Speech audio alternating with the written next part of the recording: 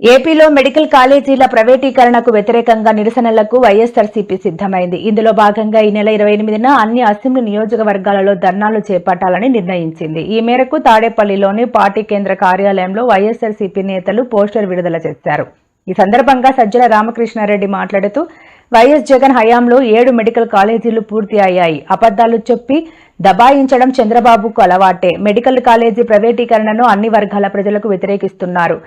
YS Jagan ఒకేసారి 17 medical కాలేజీలకు శంకుస్థాపన చేశారు.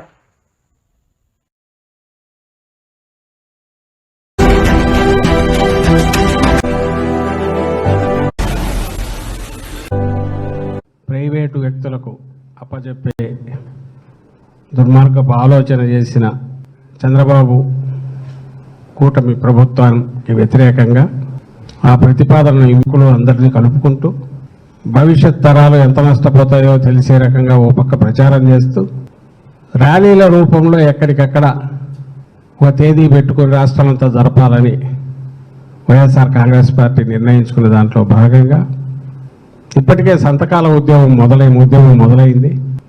అన్ని నియోజకవర్గాల్లో కింది స్థాయి వరకు నాయకులు కదిలారు.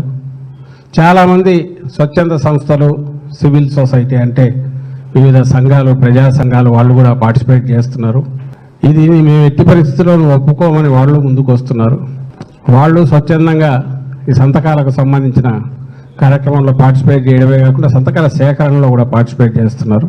రాష్ట్రం అంతటా కూడా ఈ ఉద్యమం ఒక జాతరలాగా మొదలై సాగుతోంది. ఇప్పటికే నిర్మిస్తాము, దాన్ని పూర్తి స్థాయిలో అప్పటికి చేరుకుంటుంది. నవంబర్ 23వ తేదీ నియోజకవర్గ కేంద్రాల నుంచి ఫ్లాగ్ ఆఫ్ చేసే జిల్లా కేంద్రాలకు వస్తాయి. 24వ తేదీ నవంబర్ 24వ తేదీ జిల్లా కేంద్రాల నుంచి ఇక్కడ కేంద్ర కార్యాలయం దగ్గరికి చేరుకుంటాయి. అవి కూడా ఆ కార్యక్రమాలు కూడా బహిరంగంగా ప్రజలందరూ పార్టిసిపేట్ చేసే రకంగా, ప్రజా సంఘాలు కూడా పార్టిసిపేట్ చేసే రకంగా వాళ్ళు ఇన్వాల్వ్ చేసే ప్రయత్నం చేస్తున్నాం.